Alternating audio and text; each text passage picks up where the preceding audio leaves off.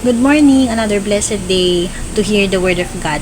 So, ikaw na nakita tong post na to, huwag ka muna mag-scroll, makinig ka muna. Saglit lang naman.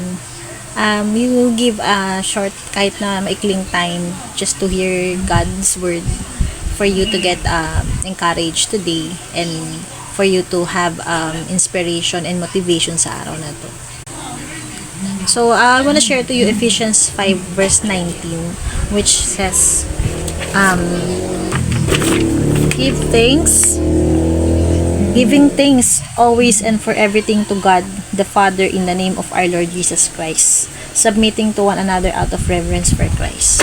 So, yung previous na verse niyan is yung kahapon na pinost ko, yung shinare ko, yung verses 15 to 18 na sinasabi nun, be careful how you live, not as unwise but as wise, making the best use of the time because the days are evil. Therefore, do not be foolish but understand what the will of the Lord is, and do not get drunk with wine, for that is debauchery, but be filled with the Spirit. So, ang ina-encourage talaga tayo to live our lives worthy and pleasing to God. Huwag tayong mag-invest sa mga temporary things or mga pleasurable things in this world because they are all temporal nga lang sila, at hindi dapat tayo mag-invest doon, but sa relationship natin kay Lord. At ang ganda nun kasi mag-ingat daw tayo kung paano tayo mabuhay, di pa maging matalino tayo sa lahat ng ating mga decisions, kasi yung decisions na yon cannot they are all irreversible pag nagawa mo na, and all you need to do is to face the consequences of those decisions, whether good or bad. So everything about our lives, our destiny, is all made up of our own decisions. So kailangan maging maingat tayo, maging wise tayo sa mga decisions natin, especially kung alam natin yung meron tayong wisdom galing kay Lord. Dapat sa lahat ng ginagawa natin, we need to consult Him first.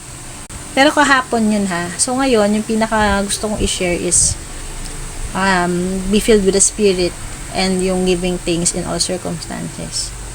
So yung giving things in all circumstances, it means na I know it's hard to give things if you are going through something difficult in life. Naranasan ko yan. Tao lang tayo. We are not perfect and we are limited.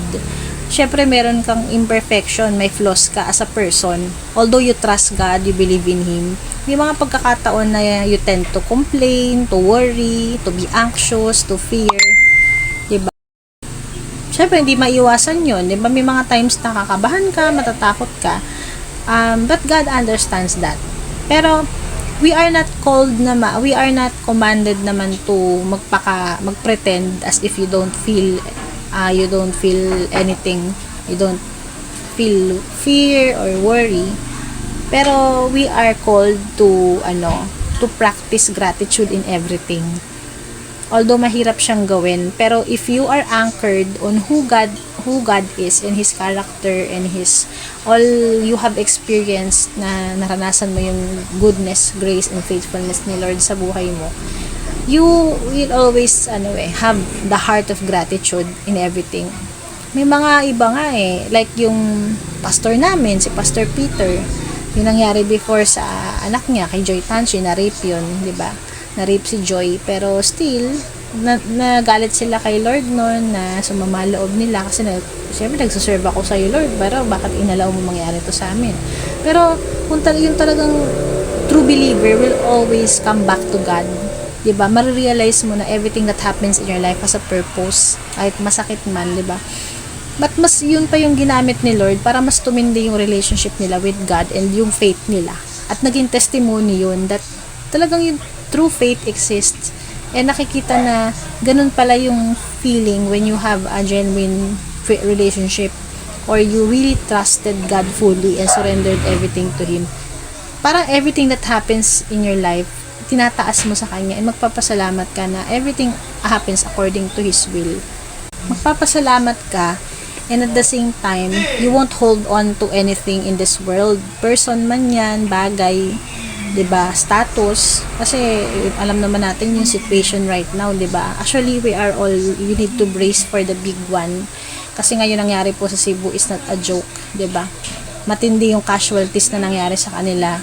For such a long time, hindi naman nalilindol ng malakas ang Cebu eh. Tapos na-experience nila yon. So, may purpose lahat. It's hard to declare this. Maybe maraming magagalit sa akin upon saying this na may purpose. Ano yung purpose ni God? May mamatay sa amin or may masaktan? Hindi ganun. Sabihin nun, lahat na nangyari kasi sa world is nakasaad sa Bible yan na that in this world we will really face trouble. Di ba sinabi ni Jesus yan sa John 16:33? Pero lahat yun ang purpose is for us to come to the Father and to surrender our lives. So what is our action point upon hearing this message that giving thanks in the Lord for in all circumstances? Hindi lang ito yung verse na nagsasabi niyan. Sa Thessalonians kasi ito rin yung sinasabi. So ibig sabihin nito, talagang ina-encourage ni Apostle Paul yung mga believers to always give thanks, to always practice the heart of gratitude kasi napaka-importante nito sa buhay, 'di ba? If you are grateful about everything, kahit na sa hindi maganda nangyari sa'yo, it means you are acknowledging the full sovereignty of God in your life. And you know that in everything that happens, God makes all things work together for good, even sa mga bad things na nangyayari.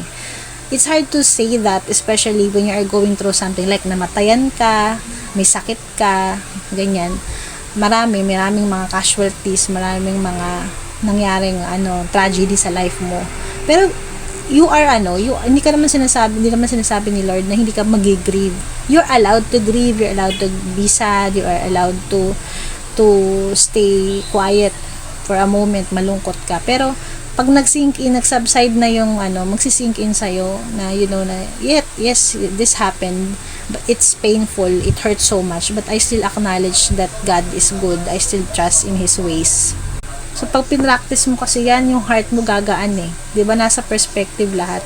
Me, I'm saying this kasi I'm also going through anxiety and depression. May mga attacks pa rin ako.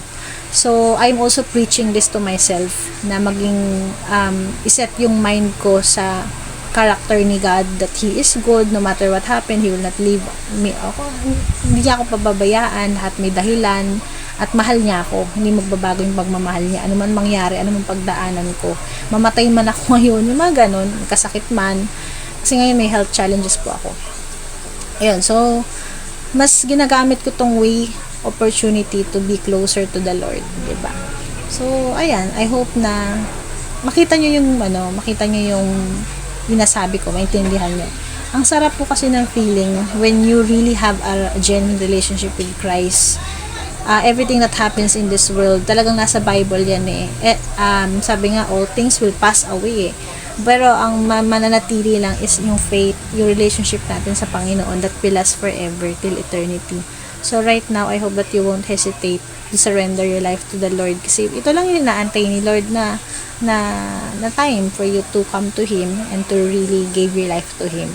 So, I hope that this message has encouraged you and has become a blessing to you. Share this sa mga dapat makarinig ng Word of God for today. So, thank you. God bless.